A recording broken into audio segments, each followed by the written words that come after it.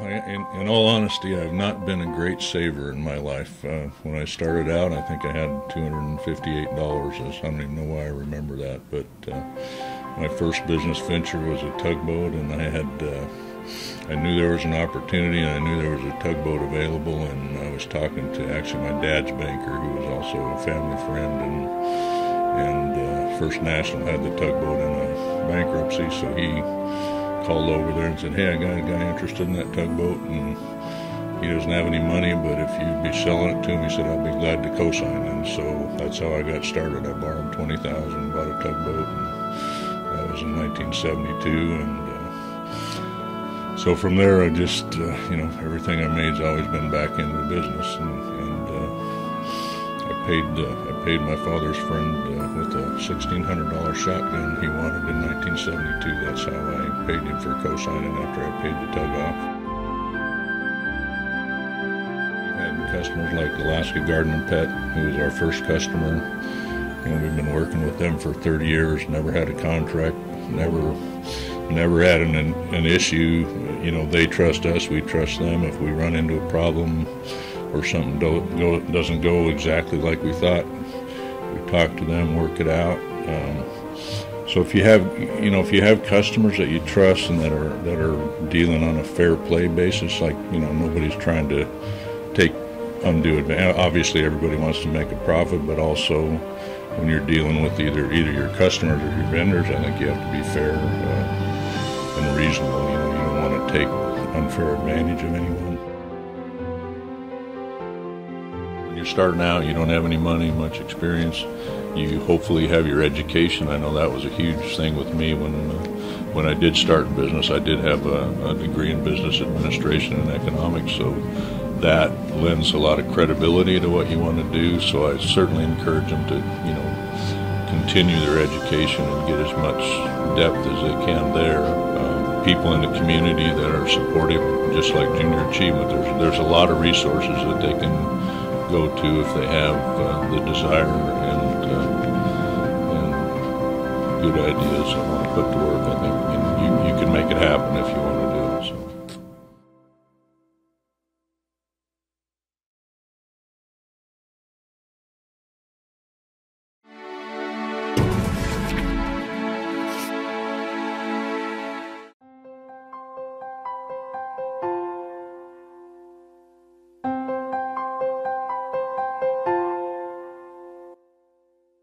We're kind of the three musketeers, and being brothers that are very close,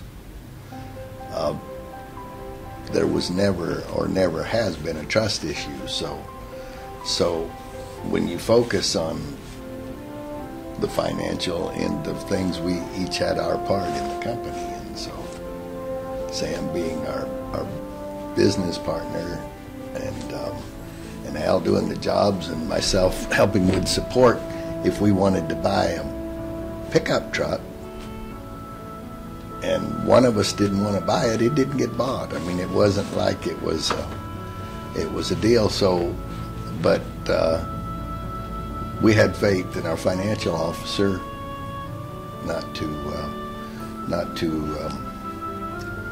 ever look over that shoulder, and as well as he had faith in our department, so it worked well that way.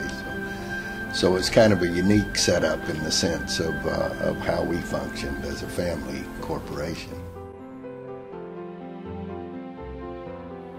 You know, this higher level of awareness about the environment and the rest. We have more people now involved in the company that are directly involved with making sure, and all of our planning and everything else, that we're doing it the very best way to not leave behind any pollution or the rest. And that's increased probably tenfold in the last 5 years. If I was young coming out, then make sure my word is good and the work that I do is good. And then that, to me, was are the two most important things.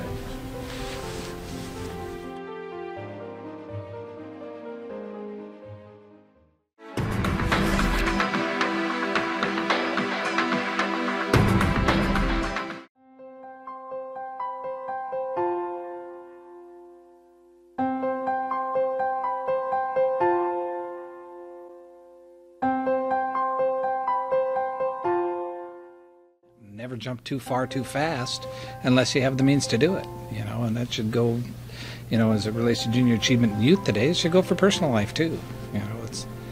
It's one of those, we're one of those periods in life where credit cards are very prevalent and easy to get a hold of, but you got to have that discipline to not overextend yourself in business as well as personally. So we've always strived by that and done pretty well at that. So. We've pushed the limits a couple of times where we were probably a little bit more out of our comfort zone than what we would have liked to have been. But I think that Lewis has always provided great vision for the organization, and Ted and I have been there to support that component, and we've always felt very comfortable, even though we might have pushed the limit a little bit, that we had enough confidence in ourselves to make sure that it happened. And when we ran into some difficult times, you just put your nose to the grindstone a little bit and just keep plowing through it and making sure you're pushing through, and eventually it'll come around. We several years ago started to view the environment pretty seriously. Like Ted said, aligning ourselves with different products, using products ourselves, offering up green products from our supply side. Nobody in the state wanted to do that, so we have our own green catalog that people can order from. And we have products that minimize that impact, and we've tried to stress that to all of our clients in town here. We're sourcing products from all over the world now, whether it be parts and pieces to come to the U.S. to be assembled, or from designer products that we import in from other countries. And just recently, for an example, we were awarded the museum expansion, and we brought products in from all over the world. We were basically the logistics coordinator for all those products coming up here. Find some mentors that are key people in your lives. Brian talked about talking with your friends and other business people on a business level.